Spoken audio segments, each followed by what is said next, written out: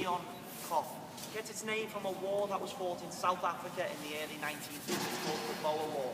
In the Boer War, there was a battle called the Battle of Spion Cup. 300 men went out there and fought for the British Army. A lot of them were from Liverpool and used to stand at this end of the stadium. Sadly, they all lost their lives in the Battle of Spion Cup. So news got back to Liverpool. A local journalist called Ernest Edwards campaigned to rename this stand from the Walton Breck end or the Oakfield Terrace to the Spion Cup. Goes back 76 rows, seats one seat short of 12,500 fans.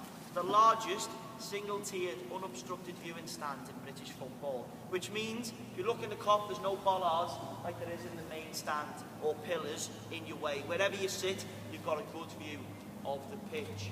And it creates one heck of an atmosphere, but even more so when it was the old standing Kop.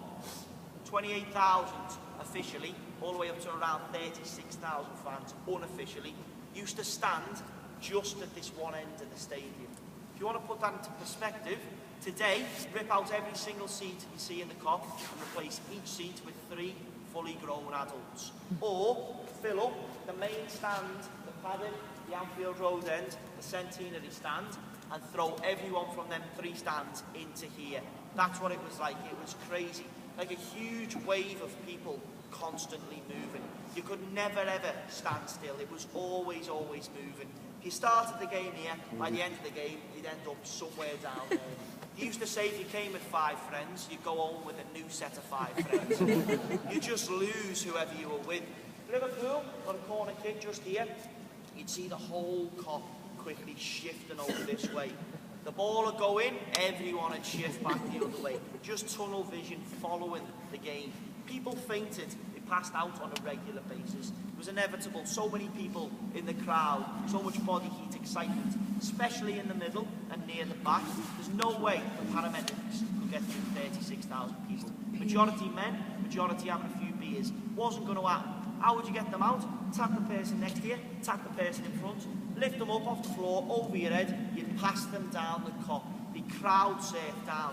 You'd see people floating along the Kop on a regular basis, maybe followed by a shoe or a pair of glasses, which just pass on and say it's for him, he's fainted. Look how far back the Kop goes. Imagine fainting at the back of that Kop. By the time you got past down here, you're doing about 70 miles an hour over the heads. People just wanting to get rid. All of that changed, sadly, after the 1980s when there was 3 major footballing disasters. The Bradford City fire, the Heysel disaster, and of course, Hillsborough. April 15, 1989, 96 football fans lost their lives, FA Cup semi-final. Sadly, that day, as I say, 96 fans lost their lives, and after that, football had to change in Britain. All-seater stadiums were put into place. Fence trees that have around pitches were taken down the next day. So in 1994, Liverpool played its last ever game in front of the old standing Kop. Anybody know we played?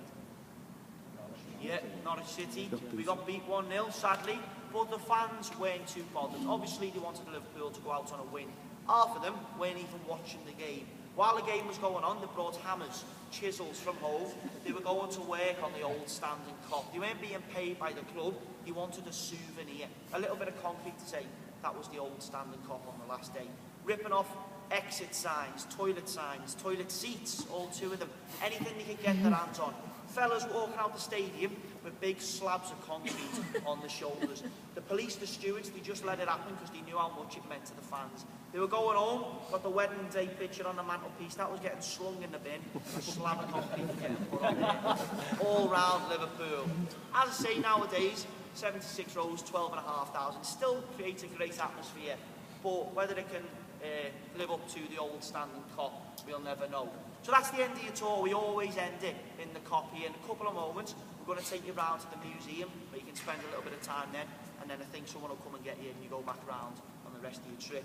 So if you want to have a little look around, get any final photos, I'll take any if you want, and then we'll take you round to the museum in a couple of moments. Thanks, guys. Thank you.